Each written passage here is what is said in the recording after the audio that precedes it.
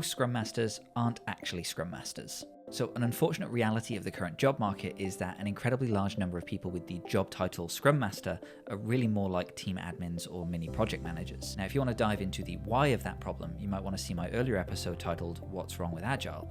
But for today, I thought it was worth a refresher on the value that a true Scrum Master should bring to their organization. The first thing to make clear is that a Scrum Master doesn't have to be a job title. It's an accountability, or rather a set of accountabilities that need to be fulfilled by someone in a Scrum team. Regardless of their title, a Scrum Master is a true leader, which means they require expertise in both the theory and practice of Scrum. This isn't an entry-level position, and as you'll see from the accountabilities it comes with, it's very unlikely that a Scrum Master can be successful if they haven't gotten hands-on experience with product development. Generally, a team will have a single Scrum Master to prevent things falling through the gaps, but it's not uncommon for one person to be the Scrum Master for more than one team. Now, whether that's a good idea is debatable, but be sure to consider your cognitive load. So whether the team has a full-time dedicated Scrum Master or a developer who also contributes to building the product, what matters is that the team has clarity on who will ensure some important non-development activities are taken care of. So let's get to what those activities are. Broadly speaking, the Scrum Master helps the team and the organization to establish Scrum and understand empiricism. But there are three groups they will serve in order to achieve this: the Scrum team, the product owner, and the wider organization.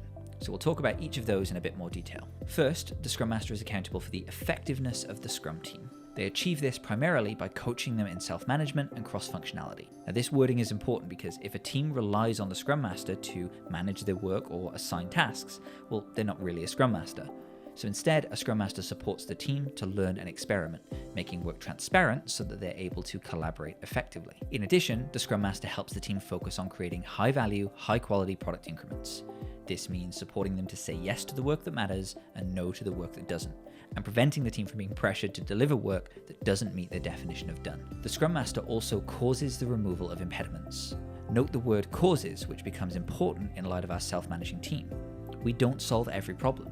We empower the team first to solve their own by offering guidance and support, even if this might take longer than fixing something ourselves. Lastly, the Scrum Master ensures that our Scrum events take place, are productive, and are kept within the time box. So this does not mean that we facilitate all the Scrum events. This would be a violation to that earlier principle of self-management.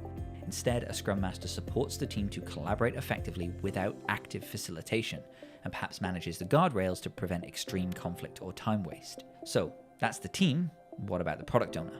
Well, we might be a coach or a collaborator depending on the experience level of the product owner. We help them to be effective in setting goals and managing the backlog, and this might be as simple as just being a sounding board, or it could entail entire working sessions of co-creation.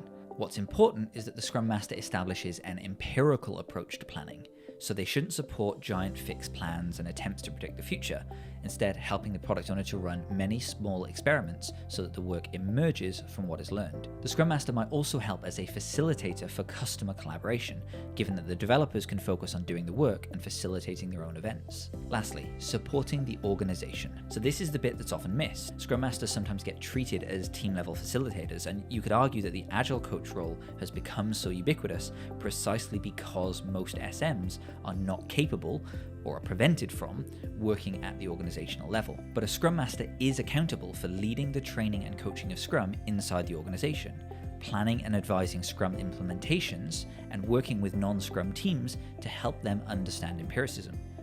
And most importantly, for removing the barriers between stakeholders and teams. Because an effective Scrum Master will quickly build a self-managing team whose local impediments are relatively easily resolved.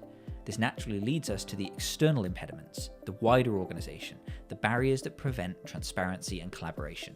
So to be an effective Scrum Master, we must be able to follow those challenges wherever they lead and help them to be solved. So working only at the team level, not at the organizational level, is a recipe for failure. So to wrap things up, a Scrum Master is a true leader who creates self-managing teams, champions empiricism, and makes organizations more transparent. They are not simply admins or facilitators, and they certainly should not be seen as junior or entry-level Agile practitioners. So now that we've covered all that, I hope you can see why a Scrum Master is so vital and why it's important that they have the experience and skill set to achieve success. If you're a Scrum Master and this feels like a description that's a long way from where you are today, perhaps this video can act as a conversation starter with the people around you about the ways you could be adding more value. Good luck.